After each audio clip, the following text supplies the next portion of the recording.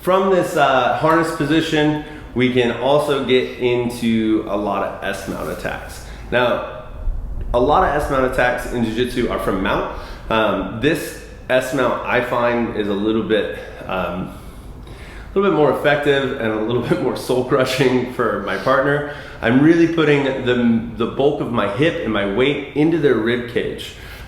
You'll find, if you want to be nice about this, and I often am when I'm demonstrating, I will have all of this, and I do the same step through we do for the chair sit here, where we put our shin in their hip and come swinging through, except this time we're going to continue rotating that hip or that leg and sit on them. If I'm being nice, I'm putting my thigh on their rib. If I want to take all the air out of them, I'm putting my hip and leaning into that. There's a bunch of attacks we can do from this S-mount. It can easily set up some triangles. But the first one I want to talk about is just the S-mount armbar. So from this position, I'm prying this arm away from his face, and I'm leaning towards his ankles. This back knee is pinching his shoulder. If I'm wide, he's gonna lay back down, right? So my knee is creating a base back here with my leg so that he can't roll back that direction. My hip is deep onto his floating rib here.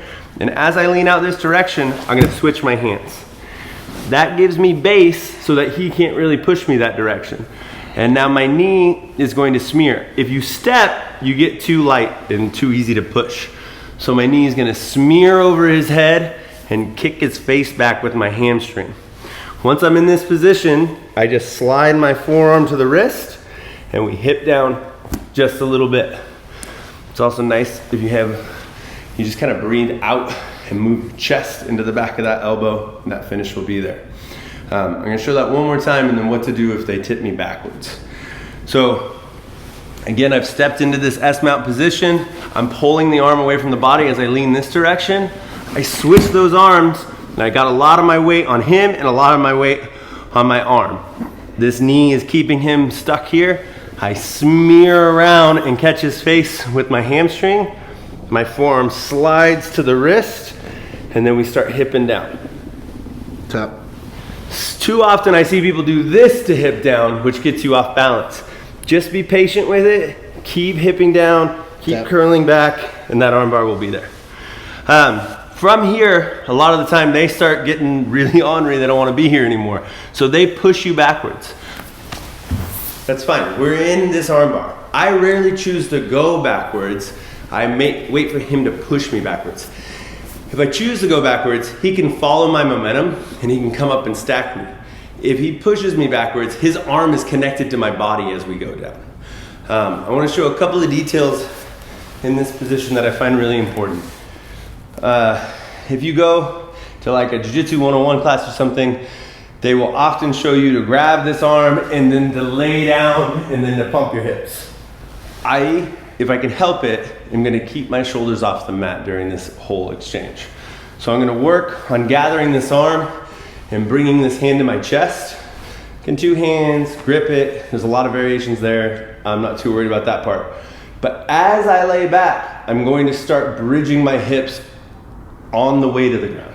So I'm going down and my bridge starts much earlier.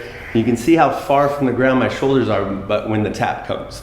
So I'm not going down and losing that connection. Again, we want to keep arms glued to our chest when we find them, right? We're keeping that humerus in nice and tight.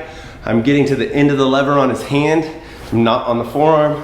I'm on the hand and the wrist. And now I can start hipping up as we go down. The other detail here is, we have to break things down in their basic components when we teach them to new people. And one of the things we say is keep their thumb pointed up. That's true, but that's true because that becomes the easiest angle for our hips to apply pressure. So what we really want to do is track where their thumb is because that's where their elbow is going to be and put pressure that direction. So if I get out here and Kevin starts pointing his elbow that way, I move my hips in that direction and the tap's still there. If he points the other direction, I curl on his face and point my hips that direction. So it's not that I need his thumb up, I need my hips to match his thumb wherever they might be.